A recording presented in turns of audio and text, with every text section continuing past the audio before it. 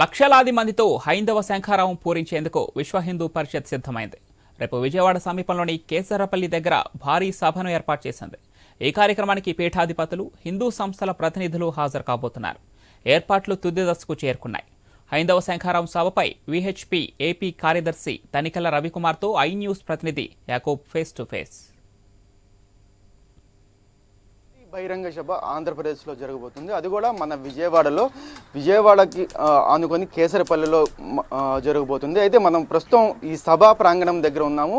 భారీ ఎత్తున సుమారుగా 3 లక్షల పైచీలకు ఇక్కడ హిందూ ధర్మం కాపాడాలని ఉద్దేశంతో ఇక్కడికి వస్తున్నారు. ఇక్కడ చాలామంది ప్రవక్తలు ఇక్కడికి వచ్చి హిందూ సమాజంపై ఎటువంటి ఇబ్బందులు కలుగుతున్నాయి, ఏ విధంగా హిందూ సమాజాన్ని కాపాడుకోవాలి అనే నినాదంతో ఇక్కడ మాట్లాడే అవకాశం ఉంది. అయితే దీనికి సంబంధించి ఈ 5వ తారీఖు ఈ సభ ప్రారంభమవుతుంది. ఈ సభకి ఎటువంటి ఏర్పాట్లు చేశారు, ఇక్కడికి ఎవరెవరు వస్తున్నారు, ఏంటి అనేది కూడా తెలుసుకునే ప్రయత్నం చేస్తాం. మనతో పాటు రవికుమార్ గారు ఉన్నారు. సార్, ఇక్కడికి ఈ సభకి ఎంతమంది వచ్చే అవకాశం ఉంది? సుమారుగా 3 లక్షల మంది అంచనా అయితే చెప్తున్నారు.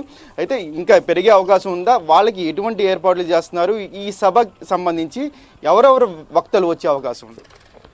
ఈ జనవరి 5వ తేదీన జరిగే హైందవ శంఖారావ సభ కార్యక్రమానికి ఆంధ్రప్రదేశ్లో ఉన్నటువంటి అన్ని జిల్లాల నుంచి కార్యకర్తలు, హిందూ బంధువులు అందరూ వస్తున్నారు.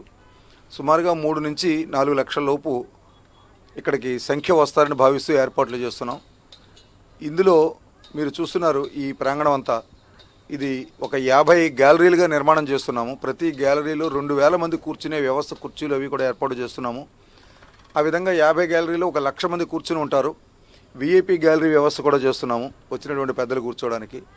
అదేవిధంగా ఇంకా 2 లక్షల మంది నిలబడి ఈ కార్యక్రమాన్ని చూడడానికి కావాల్సినటువంటి వ్యవస్థలన్నీ చేస్తున్నాము. కాబట్టి ఇంత విశాలమైన ప్రాంగణంలో ఈ కార్యక్రమ నిర్వహణ జరుగుతోంది. దీనికి భారతదేశం నుంచి విశ్వ హిందూ పరిషత్తు అధ్యక్షులు international president Alok Kumarji, international organizing secretary general Shri Milind Parandeji, అలాగే national joint secretary general Shri Koteshwar Sharmaji, Ayodhya ఏదైతే రామ జన్మభూమి ఆలయం ఉందో తీర్థక్షేత్ర ట్రస్ట్, ఆ ట్రస్టు కోశాధ్యక్షులు శ్రీ గోవింద్ దేవ్జీ మహారాజు, అలాగే ఆంధ్రప్రదేశ్కు సంబంధించిన పరమ పూజ్య చిన్నజీర స్వామీజీ, పూజ్యశ్రీ గణపతి సత్యనారాయణ స్వామీజీ, కమలానంద భారతీ స్వామీజీ, అలాగే విరజానంద స్వామీజీ, శివచైతన్య మాతాజీ, శివస్వామీజీ, అలాగే జ్యోతిర్మయమ్మ, ఇట్లా అనేక మంది మా ధర్మాచార్యులు, పీఠాధిపతులు, అలాగే ఆంధ్రప్రదేశ్లో ఉన్నటువంటి మొత్తం ధర్మాచారులు 150 మంది కూడా వేదిక మీద ఉపస్థితులు కాబోతున్నారు. కాబట్టి ఆ విధంగా ఇది ఒక విశేషమైన కార్యక్రమంగా ఈ కార్యక్రమం నిర్వహణ జరుగుతోంది. సరే, ఎప్పుడూ లేనిది ఆంధ్రప్రదేశ్లో ఇంత పెద్ద ఉద్యమం తీసుకురావడానికి కారణం ఏంటి? ప్రస్తుతం గతంలో కూడా కొన్ని చోట్ల దేవాలయాలు కూల్చివేతలు కానివ్వండి, ఈ ప్రభావంతోనే ఇంత పెద్ద సభ జరుగుతుందా, లేకపోతే హిందూ సమాజం పట్ల కొంతమంది ఇంకా ఉద్దేశపూర్వకంగా వేరే మతాలకి వెళ్తున్నారు కాబట్టి వాళ్ళని లోపలికి మళ్ళీ తీసుకురావడం కోసం జరుగుతుందా సభ? హిందూ సమాజానికి చాలా సమస్యలు ఉన్నాయి. ఇది ఇప్పుడే తీసుకోవడానికి కారణము అనే విషయంలో అయోధ్య ఆలయ ఉద్యమాన్ని 1984లో విశ్వ హిందూ పరిషత్ తీసుకుంది. 84 నుంచి 2024 జనవరి 22వ తేదీన స్వామివారి విగ్రహప్రతిష్ఠ జరిగే వరకు ఆ కార్యక్రమాన్ని నుంచి పక్కకు జరగకుండా పూర్తి చేసి విగ్రహప్రతిష్ఠ చేసి ఆ కార్యక్రమాన్ని పూర్తి చేసింది. అయితే ఆ కార్యక్రమ నిర్వహణ చేస్తున్న సమయంలో కూడా ఈ దేవాలయాల విముక్తి పోరాటానికి సంబంధించినటువంటి పూర్తి యోజన చేసుకోవడం జరిగింది. అయోధ్య ఉద్యమం తీసుకున్నాం కాబట్టి దాన్ని పూర్తి చేసిన తర్వాతే మరో కార్యక్రమం తీసుకోవాలని ఆలోచన చేయడం జరిగింది. 15 సంవత్సరాల నుంచి భారతదేశంలో 1000 దేవాలయాల మీద సర్వే చేయడం జరిగింది. అలాగే 14 రాష్ట్రాల్లో దీని గురించి ప్రభుత్వాలతో చర్చించడం జరిగింది. అక్కడ ఉన్న దేవాలయాల పరిశీలన చేయడం జరిగింది. అలాగే 100 మంది పీఠాధిపతులు, మఠాధిపతులు, పూజ్య ధర్మాచారులతో చర్చించడం జరిగింది. ఆగమ పండితులతో, ధార్మిక పెద్దల నేతలతో, అలాగే రిటైర్డ్ జడ్జిలతో, సుప్రీంకోర్టు సీనియర్ న్యాయమూర్తులతో దీంతో చర్చించడం జరిగింది. ఒక టీముని ఏర్పాటు చేయడం జరిగింది. ఆ టీం ఆధ్వర్యంలో సుప్రీంకోర్టుకు సంబంధించిన సీనియర్ న్యాయవాదులు, రిటైర్డ్ సీనియర్ హైకోర్టు జడ్జిలు, అలాగే అనేక మంది స్వామీజీలు, ఆగమ పండితులు, ధార్మిక పురుషులు, ధార్మిక సంస్థల నేతలు, అర్చక సంఘాలకు సంబంధించినటువంటి పెద్దలు, వీరందరితో జాతీయ స్థాయిలో ఒక టీంను ఏర్పాటు చేసుకోవడం జరిగింది. దీనికోసం ఒక సర్వే చేసి ఒక రిపోర్ట్ తయారు చేసుకోవడం జరిగింది.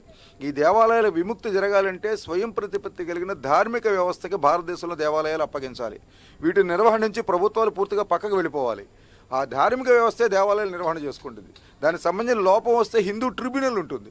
ఆ ట్రిబ్యునల్ మాత్రమే దాని కేసులు పరిశీలన చేస్తుంది, సామాన్యమైన కోర్టులు కాదు. ఆ జిల్లా స్థాయిలో ట్రిబ్యునల్, రాష్ట్ర స్థాయిలో ట్రిబ్యునల్ ఉండాలి. ఈ రెండు చోట్ల ఇచ్చిన తీర్పులు నచ్చకపోతే సుప్రీంకోర్టుకి వెళ్ళాలి. అది జరగకపోతే ఏమవుతుందంటే ప్రతి దేవాలయానికి ఏదో ఒక స్టే తెచ్చేయడమో, దేవాలయం ఆస్తిని ఎంజాయ్ చేయడము. ఈ కేసు తేలదు, ఈ ఆస్తి వదలడు. ఈ పరిస్థితిలో దేవాలయాలు పడుతున్న ఇబ్బందిని గమనించి ఒక పటిష్టమైన వ్యవస్థను ఏర్పాటు చేయడం కోసం ప్రారంభమైన జాతీయ ఉద్యమం ఇది. అది ఆంధ్రప్రదేశ్లో తొలి సభ జరుగుతోంది. ఇది ప్రస్తుతం అయితే ఖచ్చితంగా 5వ తారీఖు ఈ సభలో హిందువుల పట్ల ఏ విధంగా ముందుకు వెళ్ళాలి, హిందువులు ఏ విధంగా ఉండాలి, అదేవిధంగా రాబోయే రోజుల్లో పూర్తి స్థాయిలో దేవాలయాల్ని ఏ విధంగా ప్రతిష్ట ముందుకు తీసుకెళ్లాలి అనేది కూడా పూర్తి స్థాయిలో ఈ సభలో మాట్లాడే అవకాశం ఉంది. దీనికి సంబంధించి పూర్తిగా ఆంధ్రప్రదేశ్ నుంచి కాకుండా దేశంలో ప్రముఖులు అందరూ ఇక్కడికి రాబోతున్నారు. ఓ పక్కన రాజకీయ నేతలతో పాటు ప్రముఖులు కూడా, పీఠాధిపతులు కూడా ఇక్కడికి వచ్చి ఈ ప్రసంగం చేయబోతున్నారు అని కూడా తెలుస్తుంది. Camera person కిషోర్తో Yakub,